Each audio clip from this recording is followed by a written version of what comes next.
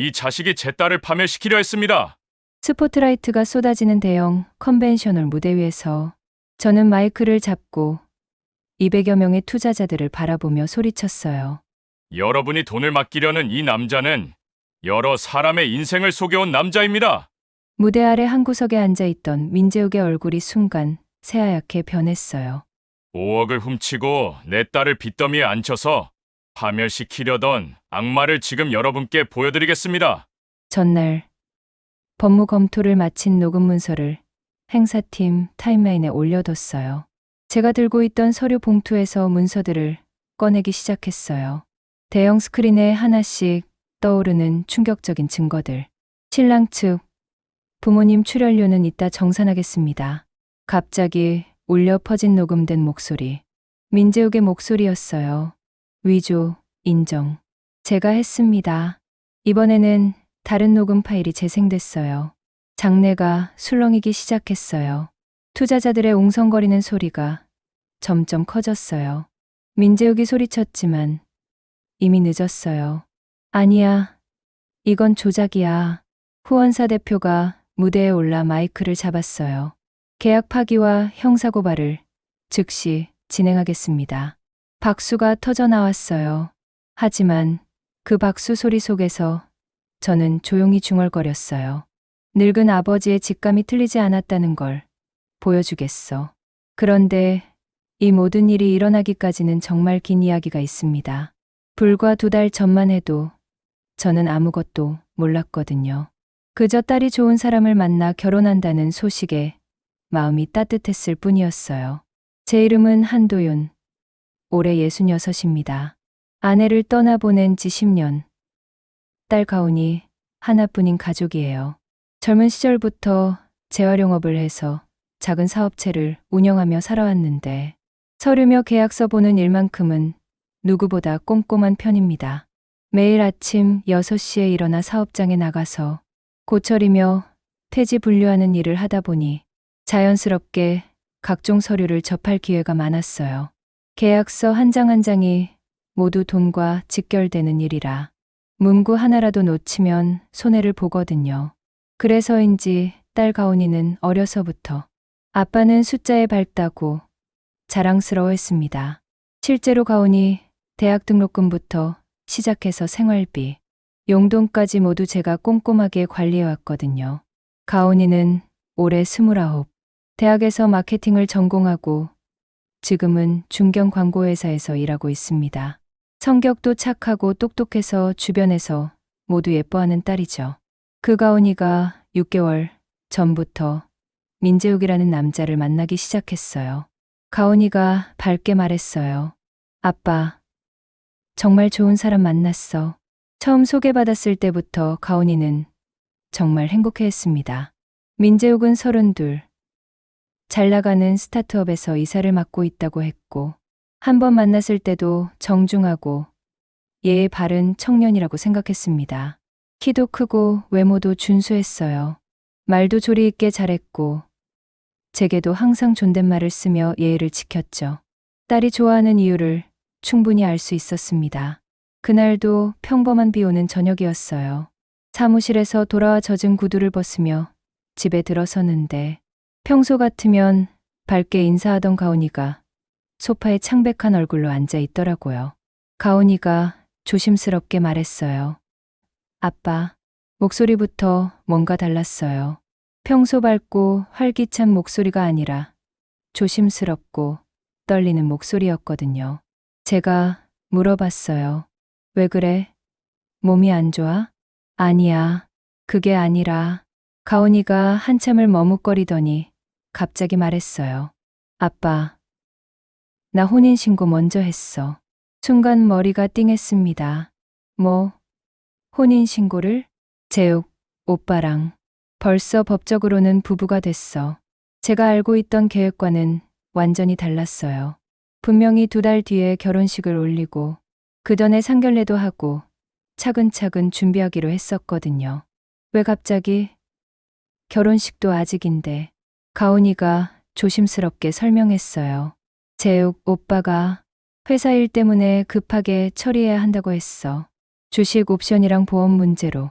재욱 오빠가 공증한 대신 처리하라고 맡기는 종이임장까지 챙겨줘서 서류는 다 준비돼 있었어. 그래서 혼자 동사무소에 가서 신고했어. 봉투엔 인감증명서와 신분증, 사본까지 들어 있었다. 그 순간 뭔가 이상했어요. 결혼식도 안 올렸는데 왜 혼인신고를 급하게 하는 걸까? 더군다나 본인은 출장이라며 딸아이 혼자 동사무소에 가서 신고를 했다는 거예요. 가온아, 혼인신고할 때 재욱이는 어디 있었어? 회사에서 급한 미팅이 있다고. 서류는 미리 다 준비해줬어. 위임장도 공증까지 받아서. 위임장에 공증까지. 뭔가 너무 치밀했습니다. 보통 연인 사이에서 그렇게까지 준비를 해놓을까요? 그래도 혼인신고는 둘이 함께 가는 게. 가온이가 재욱의 말을 그대로 전했어요. 재욱 오빠가 그러더라고. 요즘은 다 이렇게 한다고. 위임장만 있으면 되니까 번거롭게 같이 갈 필요 없다고. 가온이의 말을 들으면서도 뭔가 석연치 않았지만 딸이 좋아하는 남자니까 괜찮을 거라고 생각했어요. 그때만 해도 말이에요. 일주일 뒤 상견례 자리가 잡혔습니다. 서울 시내 괜찮은 한정식집이었어요. 저는 평상복을 깔끔하게 차려입고 나갔는데 재욱이가 부모님 대신 데려온 사람들을 보고 깜짝 놀랐거든요. 재욱이가 설명했어요. 아버님, 저희 부모님께서 갑자기 해외 출장이 잡히셔서 대신 가족 같은 분들이 와주셨어요. 중년 남녀 한 쌍이었는데 뭔가 어색했어요. 말투며 행동이 마치 연기하는 것 같았거든요. 남자분이 너무 과장된 인사를 했어요. 처음 뵙겠습니다. 재욱이를 정말 아들처럼 아끼고 있어요. 그리고 여자분은 연신 웃으면서 말했죠. 가온이가 정말 예쁘네요. 재욱이가 맨날 자랑하더라고요. 그런데 식사를 하면서 재욱이에 대한 어린 시절 이야기를 물어봤는데 대답이 매번 엇갈렸어요. 재욱이가 어렸을 때 어떤 운동을 좋아했나요? 남자분이 대답했어요. 아, 축구요. 축구를 정말 좋아했어요. 그런데 10분 뒤에 다시 물어보니까요. 아까 축구라고 하셨는데. 아, 아니에요. 야구요, 야구. 제가 깜빡했네요. 그럼 축구랑 야구 둘 다요? 아, 네. 둘 다 좋아했어요. 뭔가 이상했지만 사람마다 기억이 다를 수 있다고 생각했어요. 그리고 재욱이 학창 시절 친구 이야기를 했는데 그것도 앞뒤가 안 맞았어요. 재욱이 고등학교 때 단짝 친구가 있었나요? 여자분이 대답했어요. 김민수라고. 아니, 이민수. 어느 쪽이에요? 둘 다 친했어요. 점점 의심이 들기 시작했어요. 정말 가족이라면 이렇게 기본적인 것들도 헷갈릴까요? 그런데 정말 충격적인 건 식사가 끝나고 화장실에 가는 길에 들은 대화였어요. 복도에서 재욱이가 그 중년 부부와 이야기하는 소리가 들렸거든요. 오늘 수고하셨어요. 신랑 측 부모님 출연료는 이따 정산하겠습니다. 남자분이 대답했어요. 네, 고생했습니다. 다음에도 연락 주세요. 재욱이가 다시 말했어요. 명함은 회수할게요. 증거 남으면 안 되니까. 순간 등줄기가 차가워졌습니다. 정말로 부모를 대행배우로 데려온 거였어요. 화장실에서 나오면서 재욱이와 눈이 마주쳤는데 그때 그의 표정이 순간 굳어지는 걸 봤어요. 마치 들켜서는 안 될 걸 들킨 것 같은 표정이었죠. 재욱이가 태연하게 말했어요. 아버님, 화장실 다녀오셨어요? 응. 그래. 저희 부모님이 정말 가온이를 마음에 들어 하세요. 그 순간 재욱이의 눈빛이 묘하게 차가웠어요. 마치 제가 뭔가 눈치챘는지 확인하는 것 같았거든요. 상견례가 끝나고 집에 돌아오는 길에 가온이가 물어봤어요. 아빠, 재욱 오빠 부모님들 어떠셨어? 응, 좋은 분들 같던데. 말은 그렇게 했지만 마음속으로는 확신이 서지 않았어요. 정말로 재욱이가 부모 대행을 고용했다면 대체 왜 그런 짓을 했을까요? 상견례 다음 날, 재욱이가 우리 집에 찾아왔어요. 손에는 두툼한 서류 봉투와 태블릿 PC를 들고 있었어요. 아버님, 요즘 부부는 서로를 위해 보험을 드는 게 상식이에요. 가온이 명의로 종신보험도 들고 건강보험도 업그레이드하면 좋을 것 같아요. 제가 보험료는 다 낼게요. 태블릿 화면에는 그럴듯한 세제 혜택 비교표가 나와 있었어요.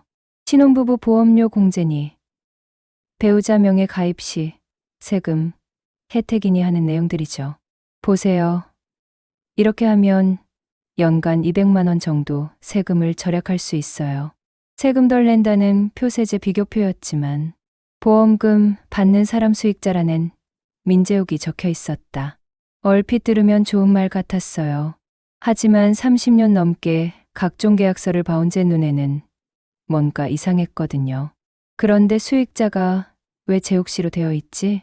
아, 그건 세금 문제 때문이에요. 배우자끼리는 이렇게 하는 게 유리해요. 그리고는 대출 서류까지 꺼내더라고요. 가온이 신용등급이 좋으니까 좀 더 유리한 조건으로 대출받아서 전세자금으로 쓰면 어떨까요? 요즘 부부들은 다 이렇게 해요. 대출을 왜 가온이 명의로? 제 명의는 이미 다른 투자로 한도가 찼어요. 괜찮습니다. 제가 다 갚을게요. 대출 서류를 보니까 무려 3억 원이었어요. 젊은 부부가 쓰기에는 너무 큰 금액이었죠. 3억은 너무 큰 것 같은데 그 순간 재욱의 눈빛이 차갑게 변했어요. 아버님, 이런 걸 모르시니까 세상이 힘든 겁니다. 요즘 젊은 부부들은 다 이렇게 해요. 시대가 바뀌었어요. 그 말투와 표정에 순간 화가 났어요. 마치 제가 무식한 늙은이라는 식으로 말하는 거였거든요. 하지만 제 마음속으로는 이렇게 생각했어요. 내가 늙었다고 숫자는 못 볼 줄 알았구나. 30년 넘게 계약서와 숫자를 다뤄온 제가 이 정도 서류도 못 볼 거라고 생각하다니. 어림없는 소리였죠. 가온아, 너는 어떻게 생각해? 가온이가 재욱이를 바라보며 대답했어요. 재욱 오빠가 하자는 대로 할게요. 재욱 오빠가 더 잘 알잖아요. 가온이까지 그렇게 말하니까 더 이상 뭐라고 할 수가 없었어요. 하지만 마음속으로는 점점 불안해지고 있었습니다.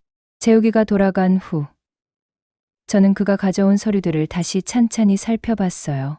약관의 수치와 도장은 깔끔했지만 문서 사이사이에 대신 처리하라는 종이 임장 위조, 정황이 스쳤다. 보험 약관을 자세히 읽어보니까 일반적인 부부 보험과는 다른 점들이 눈에 띄었어요. 특히 수익자, 지정 부분이나 해지 조건들이 이상했거든요.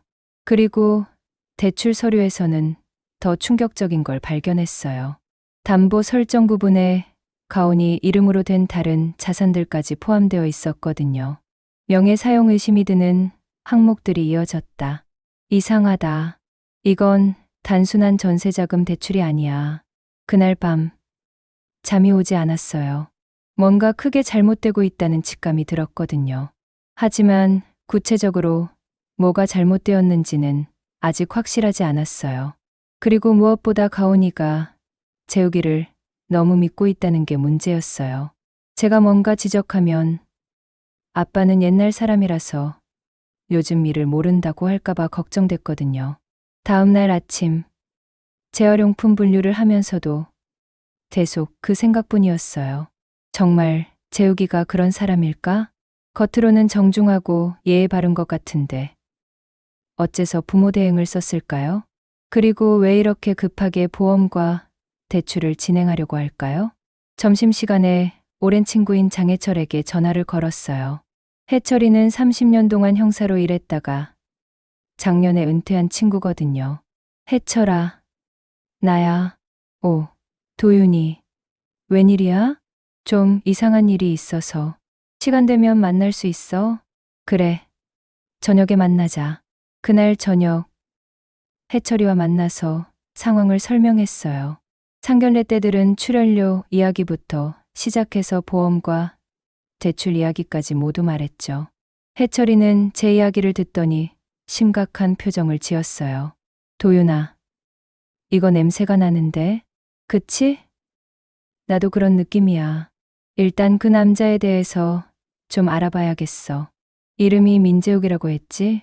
응. 스타트업 이사라고 하더라. 요즘 이런 수법이 많아. 결혼을 미끼로 상대방 재산을 노리는 거야. 특히 부모 대행까지 쓴다면. 해철이의 말을 듣고 나니까 더욱 불안해졌어요. 설마 우리 가온이가 그런 사기에 당하고 있는 건 아니겠지? 하지만 아직은 확실한 증거가 없었어요. 그저 의심만 있을 뿐이었죠.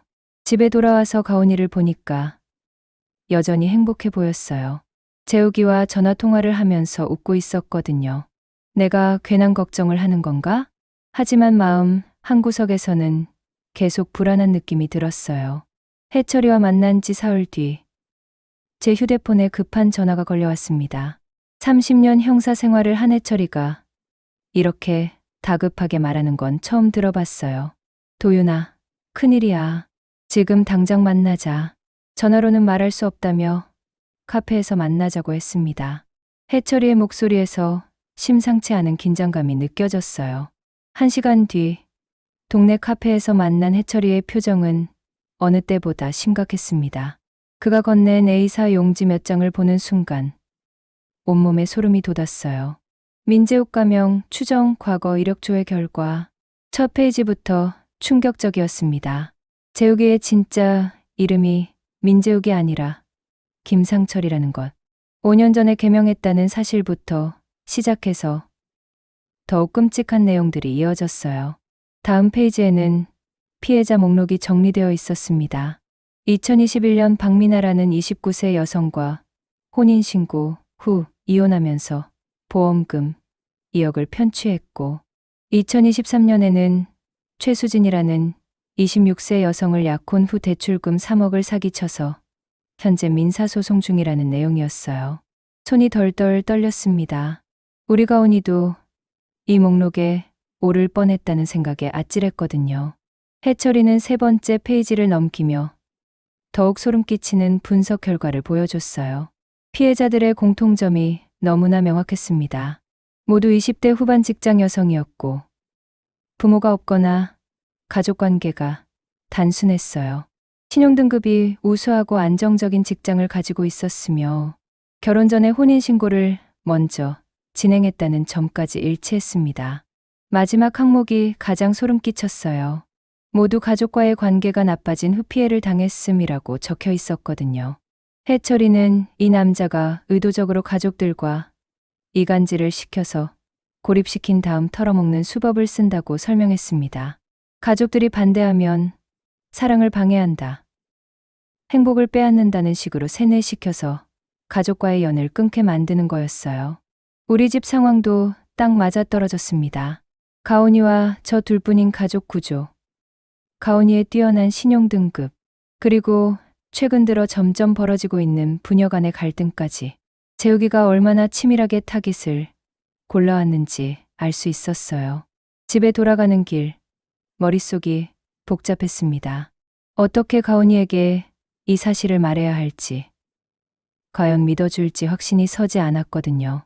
그런데 집에 도착하니 가온이가 화장을 진하게 하고 외출 준비를 하고 있더라고요.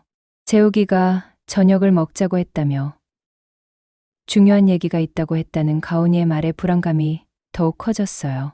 혹시 또 다른 서류를 가져올 건 아닐까 하는 생각이 들었거든요. 제가 중요한 얘기가 있다며 잠시 기다려달라고 했지만 가온이는 재욱이가 기다린다며 서둘러 나가려고 했어요. 재욱이에 대해 말하려고 하자 가온이의 목소리가 차가워졌습니다. 아빠, 또 그 얘기예요? 오빠한테 왜 그래요? 가온이의 반응은 예상보다 훨씬 심각했어요. 제가 재욱이를 싫어한다는 걸 알고 있다며 자신의 인생은 자신이 알아서 하겠다고 단호하게 말했어요. 재욱이는 정말 좋은 사람이라고, 자신을 정말 사랑한다고 강하게 주장했습니다. 제가 더 설명하려고 하자 가온이는 문을 쾅 닫고 나가버렸어요. 그 뒷모습에서 이미 재욱이에게 완전히 마음을 빼앗긴 딸의 모습을 볼 수 있었습니다. 불안한 마음에 가만히 있을 수 없어서 해철이에게 전화를 걸었어요. 가온이가 재욱이와 만나러 갔다고 하니 해철이도 심상치 않다며 당장 따라가라고 했습니다. 가족 앱으로 가온이의 위치를 확인해 보니 강남 한복판의 고급 레스토랑이었어요. 1시간 뒤 레스토랑 근처에 도착했습니다. 해철이가 이미 와서 상황을 지켜보고 있었는데 2층 창가 쪽에 앉은 가온이의 표정이 심상치 않다고 했어요. 재욱이가 뭔가 서류를 보여주고 있다는 말에 급하게 2층으로 올라가 멀리서 지켜봤습니다. 재욱이가 태블릿을 가온이에게 보여주면서 설명하고 있었어요. PEP 투자를 늘려야 한다며 5억이라는 거액을 언급하는 게 들렸습니다. 가온이가 금액이 크다며 망설이자 재욱이의 표정과 목소리가 변하는 걸 볼 수 있었어요. 재욱이는 가온이의 손을 잡으며 자신을 믿지 못하느냐고 물었어요. 결혼하기로 했으니 이제 한 몸이라며 가온이를 감정적으로 압박하기 시작했습니다. 가온이가 아버지에게 물어보겠다고 하자 재욱이의 얼굴이 순간 차갑게 변했어요. 그 순간부터 재욱이의 본 모습이 드러나기 시작했습니다. 언제까지 아버님 눈치를 볼 거냐며 나이 드신 분들은 요즘 세상을 모른다고 깎아내렸어요. 특히 가온이 아버지가 과보한다며 이제는 어른답게 둘이서 결정해야 한다고 세뇌하기 시작했습니다. 더욱 충격적인 건 재욱이가 가온이의 얼굴을 부드럽게 만지며 하는 말이었어요. 아버님이 가온이의 행복을 원하지 않는다며 가온이가 결혼하면 외로워지니까 반대한다고 했습니다. 처음부터 이유 없이 싫어했다며 아버님의 집착 때문이라고 몰아갔어요. 재욱이의 교묘한 이간질에 가온이의 표정이 흔들리는 게 보였습니다. 그 순간 재욱이가 반지 상자를 꺼내며 프로포즈를 했어요. 가온이가 감동받은 표정으로 재욱이를 바라보는 모습에서 이미 완전히 조종당했다는 걸 알 수 있었습니다. 재욱이는 투자건도 우리 미래를 위한 거라며 아버님이 뭐라고 해도 둘이 결정하는 거라고 했어요. 가온이가 그러겠다고 대답하자 재욱이는 더 충격적인 요구를 했습니다. 아버님한테는 말하지 말라는 거였어요. 아버님이 또 반대할 거라며 다 처리하고 나서 말씀드리자고 했습니다. 가온이가 망설이자 재욱이는 더욱 교묘하게 압박했어요. 진짜 사랑한다면 자신을 믿어달라며 아버님이 계속 이러면 결혼도 어려워질 것 같다고 협박했습니다. 장인어른이 사위를 이렇게 싫어하는데 어떻게 한 가족이 되겠냐는 말에 가온이가 눈물을 글썽이기 시작했어요. 재욱이는 거기서 멈추지 않고 가온이와 아버님 사이에서 계속 힘들어할 거냐며 이제 결정하라고 몰아붙였습니다. 가온이는 결국 재욱이의 말에 완전히 넘어갔어요. 둘만 알고 있겠다며 재욱이 말대로 하겠다고 약속했습니다. 그 모습을 보고 있자니 더 이상 참을 수 없었어요. 내 딸이 저렇게 조종당하고 있는데 가만히 있을 수는 없었거든요. 레스토랑으로 들어가 계단을 올라가 두 사람 앞에 나타났습니다. 가온이와 재욱이가 깜짝 놀라며 돌아봤어요. 가온이는 제가 왜 여기 있냐며 당황했고 재욱이는 어떻게 따라왔냐며 불쾌한 표정을 지었습니다. 프로포즈하는 중이었다며 중요한 시간이라고 항의했어요. 저는 해철이가 조사한 자료들을 테이블 위에 올려놓았습니다. 재욱이의 얼굴이 순간 하얗게 변하는 걸 볼 수 있었어요. 진짜 이름이 김상철이라는 것도 안다고 하자 더욱 당황하는 모습이었습니다. 그런데 가온이의 반응은 예상과 달랐어요. 제 앞을 막아서며 재욱이를 보호하려고 했습니다.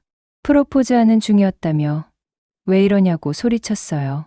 제가 재욱이가 이미 2명의 여자를 속였다고 말하자 가온이는 서류를 보고도 재욱이를 의심하지 않았습니다. 재욱이는 재빠르게 조작된 자료라고 둘러댔어요. 아버님이 결혼을 방해하려고 만든 거라며 가온이를 더욱 세뇌시켰습니다. 가온이는 그 말을 그대로 믿으며 제게 왜 재욱이를 몰아붙이냐고 화를 냈어요. 제가 경찰서에서 확인해보자고 하자 재욱이는 가온이와 함께 가자며 자리를 뜨려고 했습니다. 가온이도 재욱이의 손을 잡고 일어서며 더 이상 할 말이 없다고 했어요. 가장 충격적인 건 가온이가 저에게 한 말이었습니다. 정신 차리라며. 재욱이는 자신을 사랑한다고 소리쳤어요. 제가 둘의 사랑을 방해하고 있다며 자신과 재욱이를 그냥 놔두라고 눈물을 흘리며 애원했습니다. 재욱이는 가온이를 달래며 아버님이 언젠가는 이해해 주실 거라고 했어요. 그러면서 가온이가 이렇게 힘들어하는데도 계속 괴롭힐 거냐며 오히려 저를 비난했습니다. 가온이까지 제가 자신의 행복을 빼앗으려 한다며 결혼하는 게 싫어서 그런다고 했어요. 재욱이가 은근히 미소를 지으며 자신의 이간질이 성공했다는 표정을 짓는 걸 봤지만 가온이는 전혀 눈치채지 못했습니다. 오히려 재욱이가 이런 상황에서도 아버지를 이해해준다며 고마워했어요. 두 사람이 나가려고 할 때 저는 마지막으로 박민아 씨 보험금 2억에 대해 물어봤습니다. 재욱이의 얼굴이 잠깐 굳었지만 곧 태연하게 그런 식으로 남을 매도하면 법적 문제가 될 수 있다고 반격했어요. 가온이는 오히려 제게 재욱이에게 사과하라고 소리쳤습니다. 모욕을 줬다며 자신은 재욱이와 결혼할 거라고 단호하게 선언했어요. 제가 뭐라고 해도 소용없다는 듯이 재욱이와 함께 밖으로 나가버렸습니다. 해철이가 올라와서 상황을 물어봤지만 가온이가 완전히 세뇌당했다는 걸 확인할 뿐이었어요. 저 자식이 정말 치밀하게 조작했다며 더 강한 증거가 필요하다고 했습니다. 그날 밤 집에 돌아온 가온이는 저를 완전히 무시했어요. 재욱이에게 사과하지 않으면 집을 나가서 재욱이 집에서 살겠다고 협박했습니다. 제가 가온이의 행복을 방해하고 있다며 이제 지쳤다고 차갑게 말했어요. 가온이의 휴대폰에 재욱이에게서 전화가 왔을 때 괜찮다며 아빠 때문에 힘들지만 사랑한다고 말하는 걸 들었습니다. 전화를 끊은 가온이는 저를 차갑게 바라보며 마지막 최후 통첩을 했어요. 재욱이를 인정하지 않으면 저도 아버지로 생각하지 않겠다는 무서운 말이었습니다. 정말이라며 선택하라고 했을 때 내 딸이 완전히 다른 사람이 된 것 같아서 마음이 아팠어요. 그날 밤 잠이 오지 않았습니다. 재욱이가 가온이를 완전히 조종하고 있었고 가온이는 그것도 모른 채 저를 원망하고 있었어요. 어떻게 해야 가온이를 구할 수 있을지 막막했습니다. 며칠 뒤 해철이에게서 더욱 충격적인 소식을 들었습니다. 가온이가 5억 대출 신청을 했다는 거였어요. 재욱이가 시킨 대로 한 거였고 보험금도 10억으로 늘렸다고 했습니다. 이제 정말 시간이 없다는 걸 깨달았어요. 가온이가 완전히 털리기 전에 막아야 했습니다. 말로는 안 된다는 것도 분명했어요. 재욱이를 완전히 무너뜨려야만 가온이를 구할 수 있었습니다. 재욱이의 스타트업 투자 발표회가 다음 주라는 해철이의 말에 마지막 계획을 세웠어요. 200명의 투자자들 앞에서 저 자식의 정체를 완전히 폭로하는 거였습니다. 이제 진짜 전쟁이 시작되는 거였어요. 내 딸을 구하기 위한 마지막 전투 말입니다. 다음 날 아침, 가온이는 아예 저와 말도 섞지 않았습니다. 아침 식사도 거르고 출근해버렸어요. 평소 같으면 아빠, 다녀올게요라고 인사라도 했을 텐데 완전히 저를 투명인간 취급하는 모습에 마음이 아팠습니다. 점심때 해철이에게서 급한 전화가 왔어요. 목소리가 상당히 다급했습니다. 도윤아, 재욱이 놈이 움직이고 있어. 지금 당장 만나자. 만나서 들은 얘기는 예상보다 훨씬 심각했어요. 해철이가 가온이 회사 근처에서 지켜보니 재욱이가 점심시간에 가온이를 만나서 은행으로 데리고 갔다는 거였습니다. 그것도 3군데나 돌아다녔다고 했어요. 해철이는 은행 지점장과 아는 사이라며 확인해봤다고 했습니다. 가온이 명의로 무려 5억 원의 대출 신청이 들어갔고 보험도 기존 2억에서 10억으로 증액 신청이 되었다는 거였어요. 더 충격적인 건 모든 서류에 가온이가 직접 사인했다는 사실이었습니다. 제 손이 부들부들 떨렸어요. 가온이가 무슨 일을 당하고 있는지도 모른 채 재욱이의 말만 듣고 있는 거였거든요. 해철이는 더 나쁜 소식도 있다며 또 다른 자료를 보여줬습니다. 재욱이가 과거에 사귄 여자들의 피해 규모가 생각보다 훨씬 컸어요. 박민아 씨의 경우 보험금 2억뿐만 아니라 각종 대출과 카드론까지 합쳐서 총 4억 가까운 피해를 봤다고 했습니다. 최수진 씨는 더 심각해서 아예 신용불량자가 되어 지금도 빚에 시달리고 있다고 했어요. 해철이가 직접 박민아 씨를 만나서 들은 이야기는 소름 끼쳤습니다. 재욱이는 처음에는 정말 다정한 남자친구였다고 했어요. 매일 꽃을 사다 주고 비싼 선물도 해주면서 완벽한 연인 코스프레를 했다는 거였습니다. 박민아 씨도 가온이처럼 완전히 빠져서 가족들의 반대에도 불구하고 혼인신고까지 했다고 했어요. 문제는 그 이후였습니다. 혼인신고 후 단 한 달 만에 재욱이는 완전히 다른 사람이 되었다고 했어요. 다정했던 모습은 사라지고 박민아 씨를 ATM기 취급하기 시작했다는 거였습니다. 보험 수익자 변경부터 시작해서 각종 대출까지 모든 걸 박민아 씨 명의로 처리했다고 했어요. 박민아 씨가 의심하기 시작하자 재욱이는 더욱 교묘해졌다고 했습니다. 울면서 사업이 어렵다고 호소하고 잠깐만 빌려달라며 애원했다는 거예요. 사랑하는 남편의 눈물에 속아서 박민아 씨는 결국 모든 걸 내줬다고 했습니다. 그리고 돈을 다 빼낸 재욱이는 어느 날 갑자기 사라졌어요. 이혼 서류만 우편으로 보내고는 연락두절이 되었다고 했습니다. 박민아 씨는 하루아침에 빚더미에 앉게 되었고 지금도 그 후유증에 시달리고 있다는 거였어요. 최수진 씨의 경우는 더 악랄했다고 했습니다. 재욱이는 아예 결혼식까지 올린 다음에 신혼여행에서 갑자기 사라졌다는 거예요. 신혼여행지에서 혼자 남겨진 최수진 씨는 그제서야 모든 게 사기였다는 걸 깨달았다고 했습니다. 해철이의 설명을 들으며 소름이 돋았어요. 재욱이라는 인간이 얼마나 치밀하고 잔인한지 알 수 있었거든요. 그리고 지금 우리 가온이도 똑같은 과정을 밟고 있다는 사실이 끔찍했습니다. 해철이는 더 충격적인 정보도 알아냈다고 했어요. 재욱이가 현재 운영하고 있다는 스타트업도 실체가 의심스럽다는 거였습니다. 회사 주소지에 가보니 임대료도 밀린 원룸이었고 직원이라고는 재욱이 혼자뿐이었다고 했어요. 투자 유치 발표회도 알고 보니 재욱이가 혼자 기획한 거짓 행사였습니다.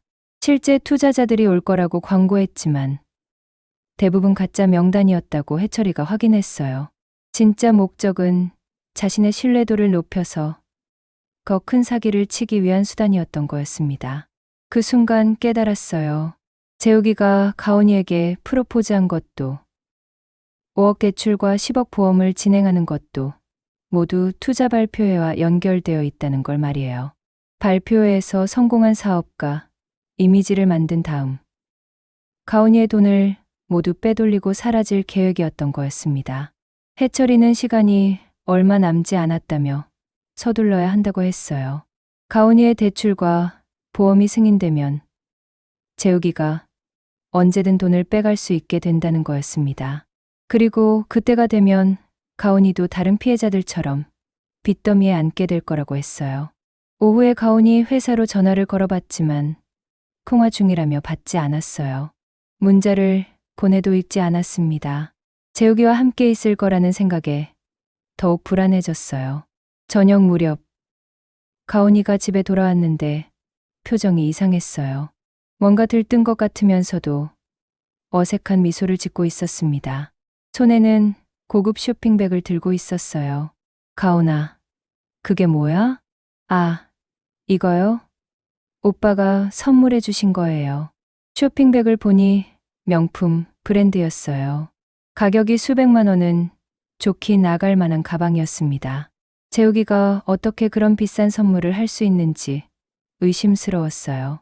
가온이는 재욱이가 오늘 은행 업무를 도와줬다며 고마워했어요.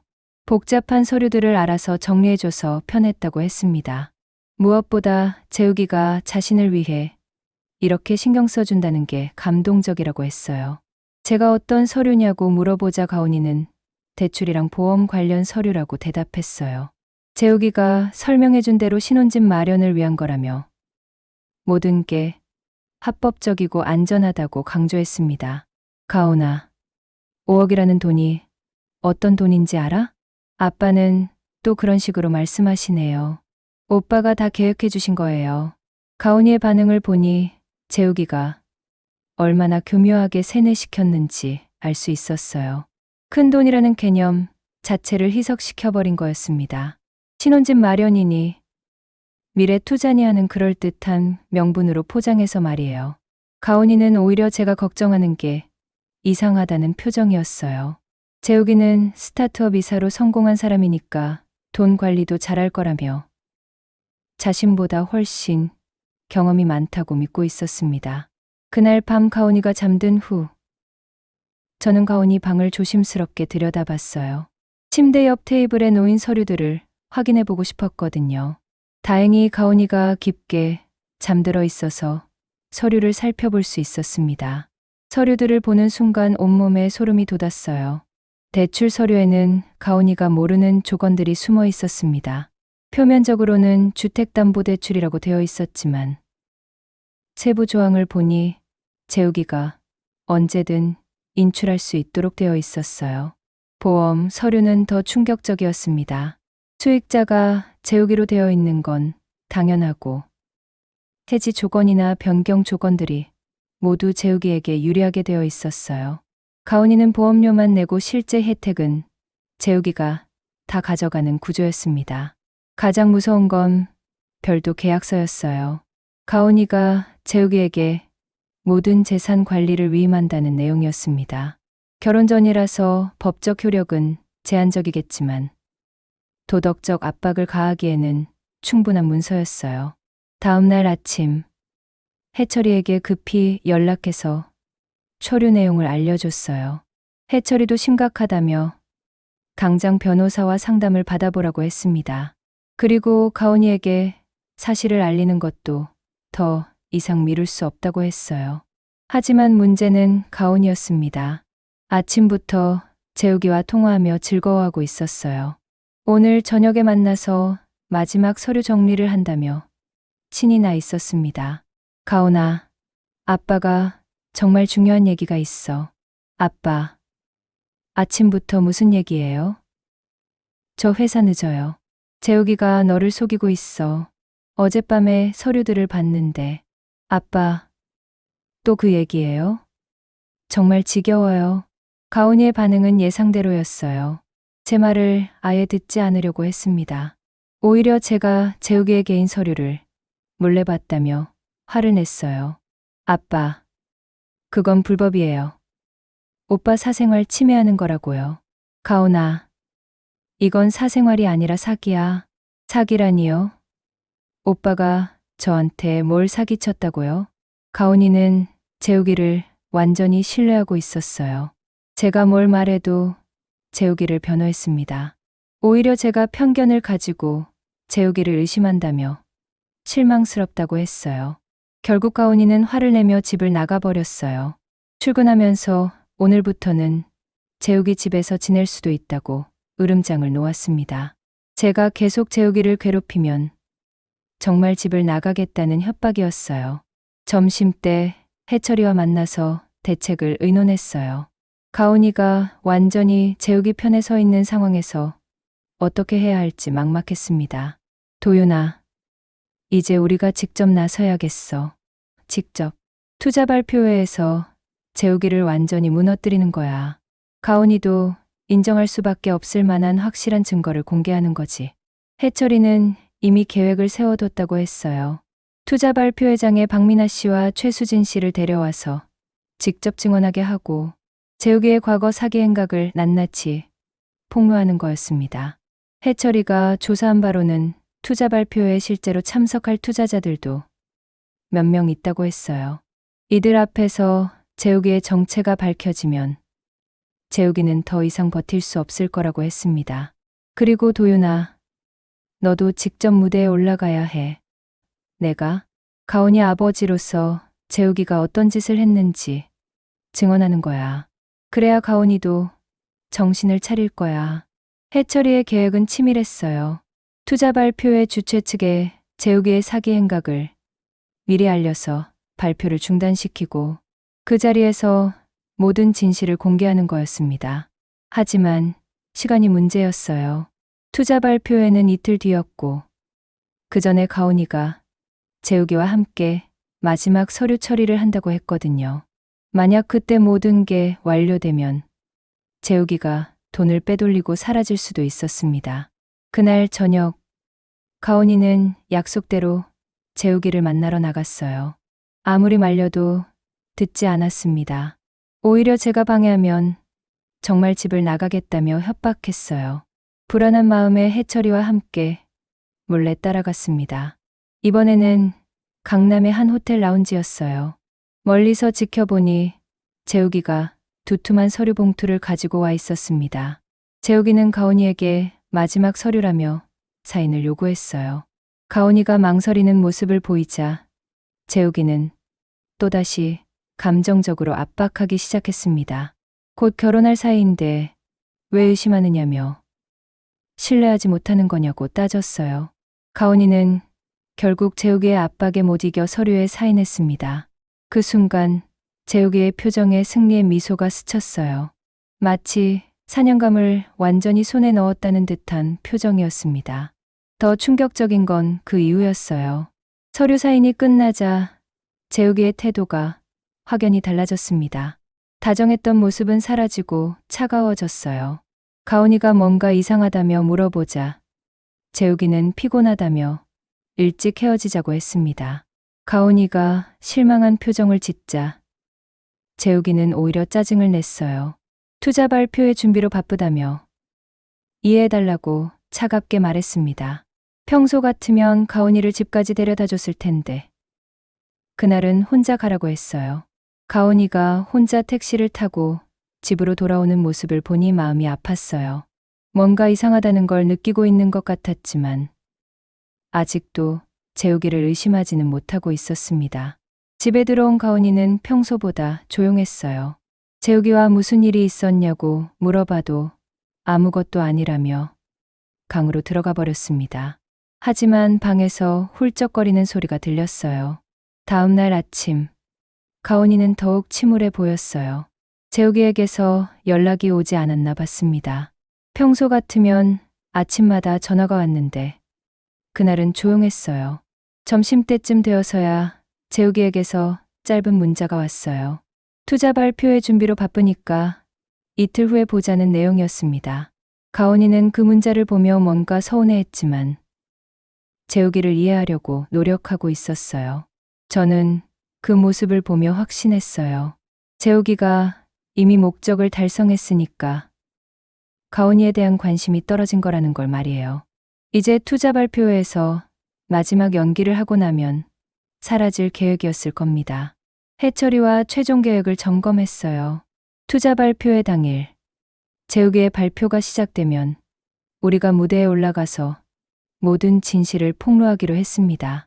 박민아 씨와 최수진 씨도 함께 참석해서 증언하기로 약속했어요. 가장 중요한 건 가온이었어요. 가온이도 투자 발표회에 참석한다고 했거든요. 재욱이의 성공하는 모습을 보고 싶다며 설레하고 있었습니다. 하지만 그 자리에서 재욱이의 모든 거짓이 폭로될 거라는 걸 가온이는 모르고 있었어요. 내일이면 모든 게 끝날 거였습니다. 재욱이의 사기 행각도, 가온이의 고통도, 그리고 우리 부녀의 갈등도 말이에요. 마지막 밤, 잠들기 전에 가온이 방 앞을 지나가다가 들여다봤어요. 가온이가 재욱이 사진을 보며 미소 짓고 있었습니다. 내일이면 그 미소가 사라질 거라는 생각에 마음이 아팠지만 그래야만 가온이를 구할 수 있었어요. 이제 정말 마지막 전투가 시작되는 거였습니다. 투자 발표회 당일 아침, 일찍 일어나 준비를 시작했습니다. 해철이와 함께 세운 계획을 마지막으로 점검했어요. 박민아 씨와 최수진 씨도 약속한 시간에 발표회장에 나타나기로 했고 모든 증거 자료도 준비되어 있었습니다. 가온이는 평소보다 일찍 일어나서 정성스럽게 화장을 하고 있었어요. 재욱이의 투자 발표회에 참석한다며 가장 예쁜 원피스를 꺼내 입었습니다. 그 모습을 보니 마음이 더욱 아팠어요. 몇 시간 후면 가온이의 그 밝은 미소가 사라질 거라는 걸 알고 있었거든요. 가온아, 정말 꼭 가야 해? 가온이가 밝게 대답했어요. 당연하죠. 오빠의 중요한 날인데 제가 없으면 안 되잖아요. 가온이는 재욱이를 응원하러 간다며 신이 나 있었어요. 재욱이가 성공하는 모습을 보고 싶다고 했습니다. 그리고 투자 발표가 성공하면 정식으로 약혼 발표도 할 거라며 설레하고 있었어요. 제가 계속 말리자 가온이는 의아해했습니다. 왜 재욱이의 중요한 순간에 참석하는 걸 말리냐며 혹시 또 방해하려는 거냐고 따졌어요. 저는 아무 말도 할 수 없었습니다. 몇 시간 후면 모든 진실이 밝혀질 텐데 미리 말해봐야 믿지 않을 거였거든요. 오전 10시 강남의 대형 컨벤션홀에 도착했습니다. 생각보다 규모가 컸어요. 재욱이가 이런 큰 행사를 기획한 걸 보니 얼마나 치밀하게 사기를 준비했는지 알 수 있었습니다. 입구에서 행사 안내 책자를 받아봤는데 재욱이의 프로필이 화려하게 꾸며져 있었어요. 명문대 출신의 해외 유학 경험, 여러 회사에서의 성공 경험까지 적혀 있었지만 해철이 조사로는 대부분 거짓이었습니다. 해철이와 박민아 씨, 최수진 씨는 이미 도착해서 뒤쪽 자리에 앉아 있었어요. 두 분 모두 긴장한 표정이었지만 재욱이의 악행을 막겠다는 의지가 보였습니다. 특히 박민아 씨는 다른 피해자가 생기는 걸 막고 싶다며 용기를 내어 참석해 주었어요. 가온이는 앞쪽 특별석에 앉았습니다. 재욱이가 미리 예약해둔 자리였어요. 주변에는 재욱이의 지인들이라고 소개된 사람들이 앉아 있었지만 해철이 말로는 대부분 아르바이트로 고용된 사람들이었습니다. 11시가 되자 발표회가 시작됐어요. 사회자가 나와서 재욱이를 소개하기 시작했습니다. 혁신적인 기업가, 젊은 성공 사업가라는 화려한 수식어들이 이어졌어요. 가온이는 그 소개를 들으며 자랑스러워하고 있었습니다. 드디어 재욱이가 무대에 올라왔어요. 정장을 말끔하게 차려입고 자신감 넘치는 모습이었습니다. 평소 가온이 앞에서 보여주던 모습과는 달리 완전히 다른 사람 같았어요. 프로 사기꾼의 진면목을 보는 것 같았습니다. 재욱이는 PPT를 보여주며 자신의 사업 계획을 설명하기 시작했어요. 그럴듯한 시장 분석과 수익 전망을 제시했습니다. 하지만 해철이가 미리 조사한 바로는 모든 데이터가 조작된 것이었어요. 발표 중간중간 재욱이는 가온이를 바라보며 미소를 지었어요. 가온이도 손을 흔들며 응원했습니다. 그 모습을 보니 더욱 화가 났어요. 저 자식이 마지막까지 가온이를 이용하고 있다는 게 뻔히 보였거든요. 30분간의 발표가 끝나갈 무렵 재욱이는 투자 유치 현황을 발표했어요. 이미 상당한 금액이 모집되었다며 오늘 발표를 끝으로 마지막 투자 기회를 제공한다고 했습니다. 긴급하게 결정해야 한다며 참석자들을 압박했어요. 그 순간이었습니다. 제가 일어섰어요. 잠깐만요. 갑작스러운 외침에 호란이 술렁였습니다. 재욱이의 얼굴이 순간 굳었어요. 저를 발견한 가온이는 깜짝 놀라며 왜 여기 있냐는 표정을 지었습니다. 저는 천천히 무대로 걸어갔어요. 200여 명의 시선이 집중되는 가운데 재욱이와 마주 섰습니다. 재욱이는 당황했지만 금세 침착함을 되찾으려고 했어요. 아버님, 여기서 뭘 하시는 거예요? 제 목소리가 마이크를 통해 홀 전체에 울려 퍼졌어요. 딸을 저 남자에게 빼앗겼을 때는 아무 말도 못했습니다. 하지만 오늘은 말하겠습니다. 재욱이의 얼굴이 새하얗게 변했어요. 가온이도 상황을 이해하지 못하며 당황하고 있었습니다. 저 남자가 제 딸에게 한 짓을 여러분께 보여드리겠습니다. 저는 준비해온 서류 봉투를 꺼내 첫 번째 증거를 스크린에 띄웠어요. 재욱이의 진짜 이름인 김상철과 개명, 기록이 나타났습니다. 호란이 웅성거리기 시작했어요. 투자자들이 서로 수근거리며 상황을 파악하려고 했습니다. 재욱이는 급하게 해명하려고 했어요. 이건 개인적인 사정으로 개명한 거예요. 사업과는 무관합니다. 하지만 저는 멈추지 않았어요.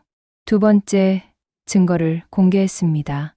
박민아 씨와 최수진 씨의 피해 사례가 상세히 정리된 자료였어요. 이 남자는 지금까지 2명의 여성을 속여 총 7억 원의 피해를 입혔습니다. 그 순간 박민아 씨가 일어났어요. 떨리는 목소리로 증언을 시작했습니다. 저도 피해자입니다. 저 남자 때문에 모든 걸 잃었어요. 최수진 씨도 일어나서 자신의 경험을 증언했어요. 두 분의 생생한 증언에 호라는 완전히 술렁었습니다. 재욱이는 필사적으로 부인했어요. 조작된 증거라며 자신을 모함하려는 거라고 주장했습니다. 하지만 저는 결정적 증거를 준비하고 있었어요. 그럼 이것도 조작인가요? 스크린에 재욱이가 상견례 때 부모 대행 배우들과 나눈 대화, 녹음이 재생됐어요. 신랑 측, 부모님 출연료는 이따 정산하겠습니다. 재욱이 자신의 목소리였어요. 혼란이 완전히 조용해졌습니다. 이어서 또 다른 녹음이 재생됐어요. 위조, 인정. 제가 했습니다. 이건 재욱이가 가온이 서류를 위조한 걸 인정하는 내용이었어요. 해철이가 몰래 녹음한 거였습니다. 혼란의 분위기가 완전히 바뀌었어요. 투자자들이 웅성거리며 일어서기 시작했습니다. 재욱이는 완전히 당황해서 변명할 말을 찾지 못했어요. 가온이는 충격에 빠져 있었어요. 자신이 믿고 사랑했던 남자의 진짜 모습을 보고 있었거든요. 눈물이 글썽거리기 시작했습니다. 그 순간 후원사 대표가 무대에 올라와 마이크를 잡았어요. 계약 파기와 형사고발을 즉시 진행하겠습니다. 박수가 터져 나왔어요. 하지만 재욱이는 아직 포기하지 않았습니다. 마지막 발악을 시작했어요. 가온이를 향해 간절하게 외쳤어요. 가온아, 이것들의 말을 믿을 거야? 나를 믿어줘. 하지만 가온이는 고개를 돌렸어요. 더 이상 재욱이를 바라보지 않았습니다. 가온아, 우리 사랑은 진짜였어. 내가 너를 정말 사랑했다고. 하지만 가온이는 일어나서 홀을 나가버렸어요. 재욱이의 마지막 거짓말도 듣고 싶지 않다는 듯이 말이에요. 재욱이는 완전히 무너졌어요. 보안요원들이 다가오자 저항도 하지 못했습니다. 모든 게 끝났다는 걸 스스로도 알고 있는 것 같았어요. 늙은 아버지의 직감도 증거가 될 수 있다는 걸 이제야 보여줄 수 있겠군. 홀을 나와서 가온이를 찾았어요. 건물 밖 벤치에 앉아서 울고 있었습니다. 제가 다가가자 가온이는 고개를 들었어요. 아빠, 미안해요. 괜찮아. 이제 알았으니까 다행이야. 정말 바보였어요. 아빠, 말을 들었어야 했는데. 가온이가 제 품에 안겼어요. 오랜만에 느끼는 딸의 온기였습니다. 아빠, 정말 고마워요. 아빠가 아니었으면 우리 가온이는 괜찮을 거야. 아빠가 지켜줄 테니까. 그날 오후 재욱이는 경찰에 체포됐어요. 사기와 문서 위조 혐의였습니다. 해철이의 도움으로 가온이의 대출과 보험도 모두 취소할 수 있었어요. 며칠 후 가온이와 함께 은행에 가서 모든 서류를 정리했습니다. 다행히 돈이 실제로 인출되기 전이어서 피해는 없었어요. 하지만 가온이는 한동안 충격에서 벗어나지 못했습니다. 아빠, 제가 너무 어렸죠? 어린 게 아니야. 사랑에 빠지면 누구나 그럴 수 있어. 하지만 아빠 말씀을 안 들었잖아요. 아빠를 의심하기까지 했고, 그것도 이해해. 사랑하는 사람을 믿고 싶은 마음이었으니까. 가온이는 재욱이에게 완전히 속았다는 사실을 받아들이기 힘들어했어요. 자신의 판단력을 의심하게 됐다고 했습니다. 하지만 시간이 지나면서 점차 회복되고 있었어요. 일주일 후 박민아 씨가 집에 찾아왔어요. 가온이에게 고마움을 표하러 온 거였습니다. 가온 씨 아버님 덕분에 재욱이가 잡혔어요. 정말 고맙습니다. 가온이가 죄송하다며 대답했어요. 죄송해요. 제가 똑똑했다면 더 일찍 막을 수 있었는데. 아니에요. 저도 그랬어요. 사랑에 빠지면 판단력이 흐려지는 게 당연해요. 박민아 씨는 가온이에게 용기를 북돋아 줬어요. 자신도 처음에는 절망했지만 지금은 새로운 시작을 하고 있다고 했습니다. 재욱이 같은 사람 때문에 인생을 포기할 필요는 없다고 했어요. 한 달이 지난 후 재욱이의 재판이 시작됐어요. 가온이도 증인으로 출석했습니다. 처음에는 두려워했지만 다른 피해자들을 위해서라도 증언하겠다고 했어요. 법정에서 만난 재욱이는 완전히 다른 사람이 되어 있었어요. 자신감 넘치던 모습은 온데간데 없고 초라한 죄수복을 입고 있었습니다. 재욱이가 가온이를 보며 뭔가 말하려고 했지만 가온이는 외면했어요. 더 이상 그 사람과는 아무 상관없다는 듯이 말이에요. 재판 결과 재욱이는 사기와 문서 위조 혐의로 징역 5년을 선고받았어요. 피해자들에게는 배상 명령도 내려졌습니다. 비록 돈을 모두 돌려받기는 어렵겠지만 적어도 정의는 실현된 거였어요. 가온이는 재판이 끝난 후 완전히 다른 사람이 됐어요. 더 신중해졌고 제 말도 잘 들었습니다. 무엇보다 우리 부녀 관계가 이전보다 훨씬 돈독해졌어요. 아빠, 앞으로는 중요한 일이 있으면 꼭 상의할게요. 그래. 아빠가 항상 가온이 편이라는 걸 잊지 마. 그날 저녁 비가 내리기 시작했어요. 예전에 가온이가 혼인신고를 했다며 충격적인 소식을 전했던 그날과 비슷한 날씨였습니다. 하지만 이번에는 달랐어요. 가온이와 함께 창밖을 바라보며 앞으로의 계획을 얘기했습니다. 가온이는 새로운 시작을 하고 싶다며 더 열심히 일하겠다고 했어요. 가온아, 급할 것 없어. 천천히 하자. 네, 아빠. 이제는 정말 신중하게 할게요. 창밖에 비가 내리고 있었지만 집 안은 따뜻했어요. 오랜만에 느끼는 평화로운 저녁이었습니다. 제가 신고 있던 낡은 구두를 벗으며 생각했어요. 그날 비에 젖었던 이 구두가 오늘은 승리의 구두가 된 것 같았습니다. 딸을 지켜냈고 악한 놈을 처벌했고 우리 가족의 평화를 되찾았어요. 비록 험난한 과정이었지만 결국 해내고 말았습니다. 늙은 아버지의 직감이 틀리지 않았다는 걸 증명한 거였어요. 재판이 끝난 지 2달이 흘렀습니다. 가을이 깊어가면서 우리 집에도 평화가 찾아왔어요. 가온이는 처음 며칠 동안은 충격에서 헤어나지 못했지만 시간이 지나면서 점차 원래 모습을 되찾아가고 있었습니다. 무엇보다 달라진 건 우리 부녀 관계였어요. 예전보다 훨씬 가까워졌습니다.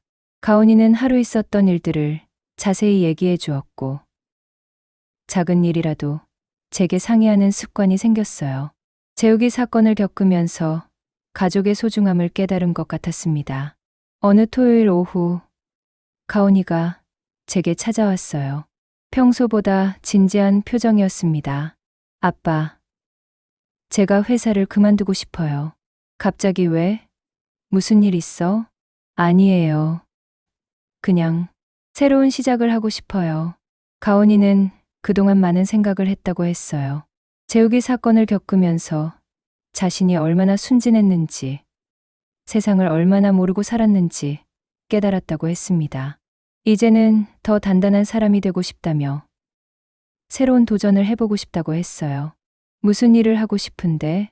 아직 확실하지는 않지만 혹시 아빠 일을 도와드릴 수 있을까요? 저는 깜짝 놀랐어요.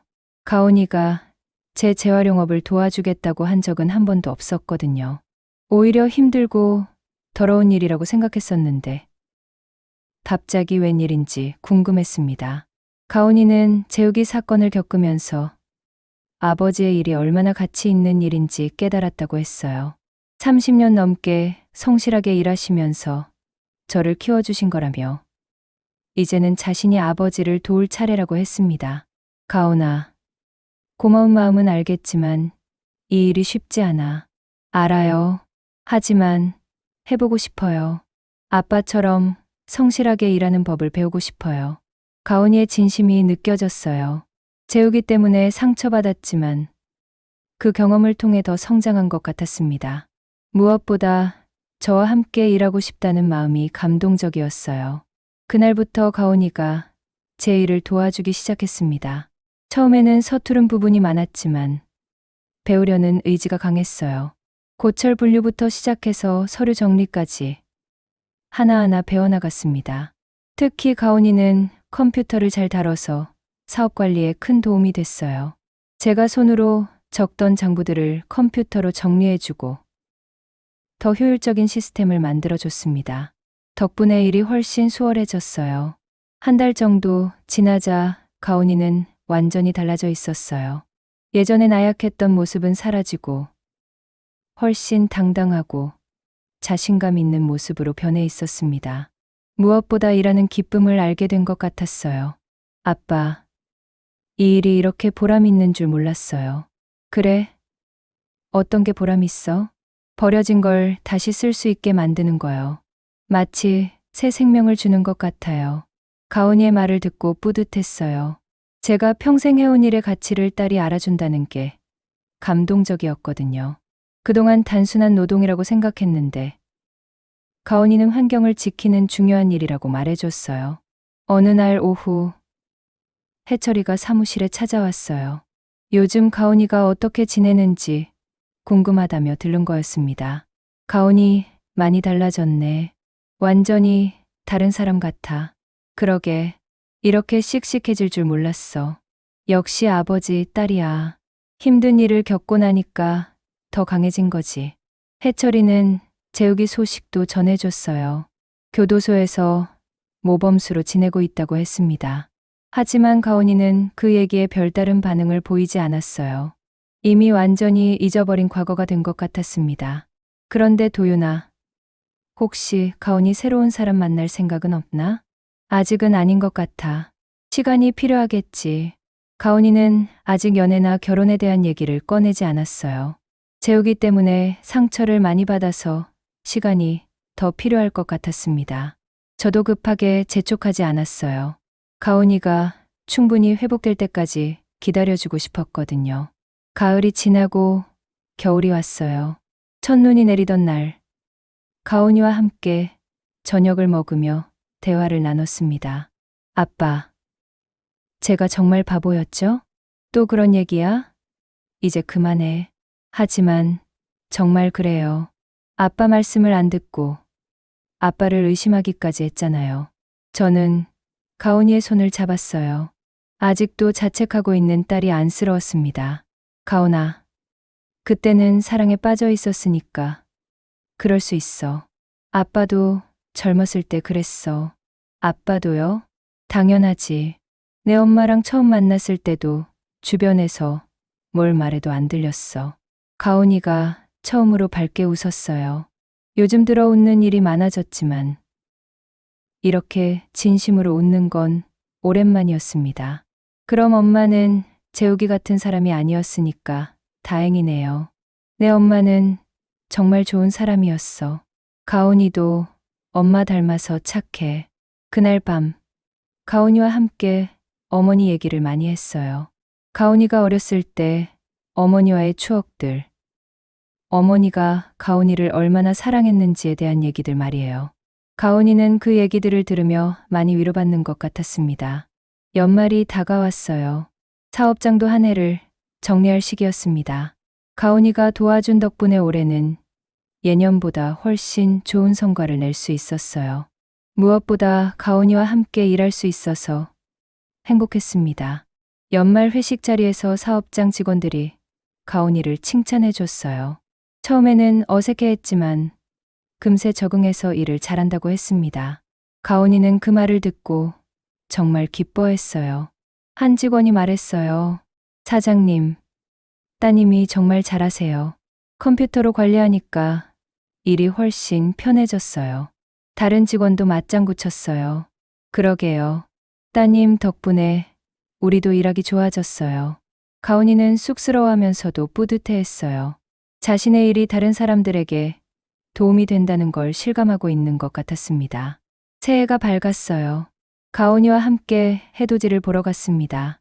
오랜만에 함께 나들이를 하는 거였어요. 해가 떠오르는 걸 보며 가온이가 말했어요. 아빠, 올해는 정말 새로운 시작이네요. 그래. 우리 가온이가 많이 성장했으니까. 아빠 덕분이에요. 아빠가 포기하지 않고 끝까지 지켜줘서 여기까지 올 수 있었어요. 저는 가온이를 꼭 안아줬어요. 작년 이맘때만 해도 이런 날이 올 거라고 상상도 못 했었거든요. 재우기 때문에 힘들었지만 결과적으로는 우리 부녀 관계가 더 돈독해진 것 같았습니다. 앞으로도 아빠가 항상 가온이 편이야. 잊지 마. 네. 아빠. 저도 이제 아빠 편에 서서 아빠를 지켜드릴게요. 그 순간 정말 감동적이었어요.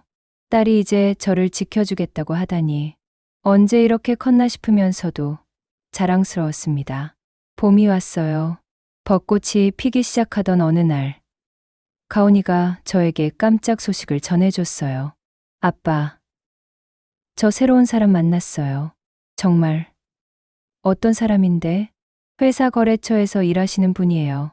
정말 성실하고 착한 분이에요. 가온이는 그 남자분에 대해 자세히 얘기해줬어요. 이번에는 재욱이와는 완전히 다른 접근을 하고 있었습니다. 천천히 알아가고 있고 중요한 일은 모두 저와 상의하고 있다고 했어요. 아빠도 한번 만나볼 수 있을까? 당연하죠. 다음 주에 집에 모시고 올게요. 가온이의 모습이 예전과 달랐어요. 무작정 사랑에 빠지는 게 아니라 신중하게 판단하고 있었습니다. 재욱이 사건을 통해 정말 많이 성장한 것 같았어요. 일주일 후, 가온이가 새로운 남자친구를 데리고 왔어요. 김성민이라는 분이었는데 첫인상부터 재욱이와는 완전히 달랐습니다. 허세나 과장이 없는 진솔한 모습이었어요. 안녕하세요. 가온이 아버님께 인사드리고 싶어서 왔습니다. 반갑습니다. 성민 씨는 어떤 일을 하시나요? 환경 관련 일을 하고 있습니다. 재활용품, 처리시설을 관리하는 일이에요. 저는 깜짝 놀랐어요. 제 일과 관련된 분야에서 일하는 분이었거든요. 그래서 가온이와 만날 기회가 있었던 거였습니다. 대화를 나누다 보니 성민 씨는 정말 괜찮은 분이었어요. 허영이나 과시욕이 없었고 자신의 일에 자부심을 가지고 있었습니다. 무엇보다 가온이를 바라보는 눈빛이 진심 어린 애정으로 가득했어요. 저녁 식사를 함께 하면서 더 많은 이야기를 나눴어요. 성민 씨는 제 일에 대해서도 깊이 이해하고 있었고 존중하는 마음을 보여줬습니다. 아버님께서 하시는 일이 정말 중요한 일이에요. 환경을 지키는 최전선에서 일하고 계시는 거거든요. 고맙습니다. 가온이도 요즘 일을 도와주고 있어요. 가온이한테서 들었어요. 정말 자랑스러워 하더라고요. 그 모습을 보니 마음이 놓였어요. 가온이가 좋은 사람을 만난 것 같았습니다. 재욱이처럼 거짓으로 꾸민 사람이 아니라 진짜 괜찮은 사람 말이에요. 성민 씨가 돌아간 후 가온이와 대화를 나눴어요. 성민 씨 좋은 분 같은데? 그죠? 정말 착하고 성실한 분이에요. 이번에는 천천히 해. 서두르지 말고. 네, 아빠. 이제는 정말 신중하게 할게요. 가온이의 대답에서 성숙함이 느껴졌어요. 재욱이 사건을 겪으면서 진짜로 성장한 것 같았습니다. 여름이 깊어가던 어느 날, 가온이와 성민 씨가 정식으로 사귀기 시작했다고 발표했어요. 이번에는 모든 과정을 투명하게 진행했습니다. 성민 씨의 가족들도 만나보고 서로의 상황을 충분히 알아본 후에 결정한 거였어요. 가온아, 행복해? 네, 아빠. 정말 행복해요. 이번에는 진짜 좋은 사람을 만난 것 같아요. 가온이의 얼굴에서 진정한 행복이 느껴졌어요. 재욱이와 사귈 때에 들뜬 행복과는 다른 안정적이고 깊은 행복이었습니다. 가을이 다시 왔어요. 재욱이 사건이 일어난 지 1년이 지난 거였습니다. 그동안 정말 많은 일이 있었지만 결과적으로는 모든 게 좋은 방향으로 흘러갔어요. 어느 비 오는 저녁, 가온이와 함께 창밖을 바라보며 대화를 나눴어요. 작년 이맘때 가온이가 혼인신고를 했다며 충격적인 소식을 전했던 그날과 비슷한 날씨였습니다. 아빠, 작년 이맘때 생각나요? 그럼 정말 힘든 시기였지. 그때는 정말 세상이 끝나는 줄 알았어요. 하지만 지금 생각해보니까 전화위복이었던 것 같아요. 왜? 아빠와 더 가까워졌고, 저도 더 성장할 수 있었으니까요. 그리고 성민 오빠도 만날 수 있었고요. 가온이의 말을 듣고 뿌듯했어요. 힘든 시기를 겪었지만 그것을 성장의 기회로 만든 딸이 자랑스러웠습니다. 저는 현관에 놓인 그날의 구두를 바라봤어요. 비에 젖었던 그 구두가 이제는 승리의 상징 같았습니다. 딸을 지켜낸 아버지의 증거 말이에요. 가온아, 아빠가 정말 자랑스러워. 저도 아빠가 자랑스러워요. 아빠가 아니었으면 저는 정말 큰일 날 뻔했어요. 아빠, 사랑해요. 나도 사랑해. 가온아. 그날 밤, 잠들기 전에 창밖을 바라봤어요. 여전히 비가 내리고 있었지만 마음은 평온했습니다. 딸을 지켜냈고 악한 놈을 처벌했고 우리 가족의 행복을 되찾았으니까요. 늙은 아버지의 직감이 틀리지 않았다는 걸 증명했고 무엇보다 딸과의 관계가 더욱 돈독해졌어요. 이보다 더 큰 행복이 어디 있을까요? 비 오는 밤, 따뜻한 집에서 딸과 함께하는 이 순간이 정말 소중했습니다. 앞으로도 이런 평범하지만 행복한 일상이 계속되길 바라며 잠에 들었어요. 그리고 몇 달 후, 가온이와 성민 씨가 결혼 발표를 했습니다. 이번에는 모든 게 투명하고 진실했어요. 진짜 사랑으로 맺어진 아름다운 결혼이었습니다. 결혼식 날, 가온이가 웨딩드레스를 입고 제 손을 잡으며 말했어요. 아빠, 저를 지켜줘서 고마워요. 덕분에 진짜 행복을 찾을 수 있었어요. 그 순간 눈물이 나려고 했지만 참았어요. 딸의 행복한 날에 울 수는 없었거든요. 대신 가온이를 꼭 안아주며 축복해줬습니다. 행복하게 살아.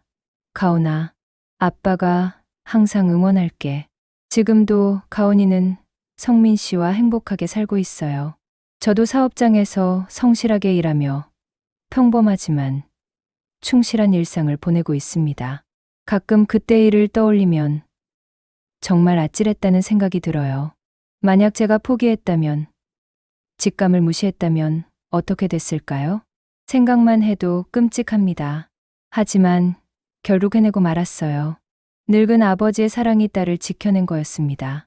여러분, 오늘의 이야기 어떠셨나요?